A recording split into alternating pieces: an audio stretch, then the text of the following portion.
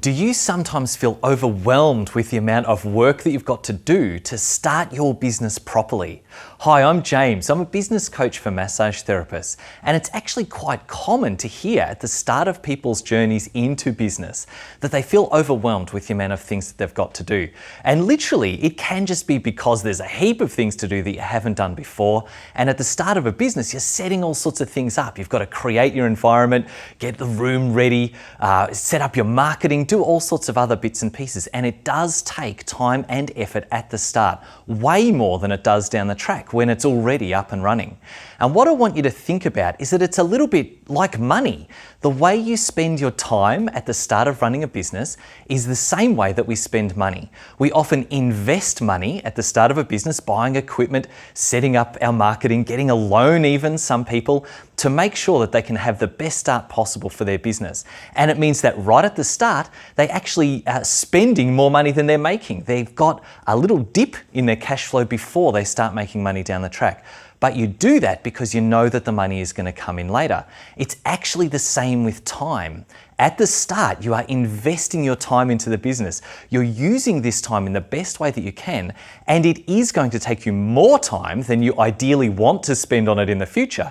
But you're investing it now so that later on, you get more time back again. You actually release time as you get better at business.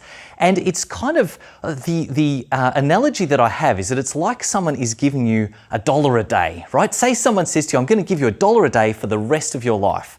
And if you take that $1 a day and you need the $1 a day, so you have the $1 a day, you're very thankful. And then the person says, if you hold off for 1 week, you don't accept the $1 for a week, I'll give you $10 a day instead. Now, you'd be silly not to. You'd be silly not to refuse the $1 for a day so that you can get that $10 a day in the future. But yet, this is what I see happening all the time when we think about it as time instead of dollars. People don't put aside the simple little pieces of time right now that they need to be able to build more time into their calendar in the future as they get there.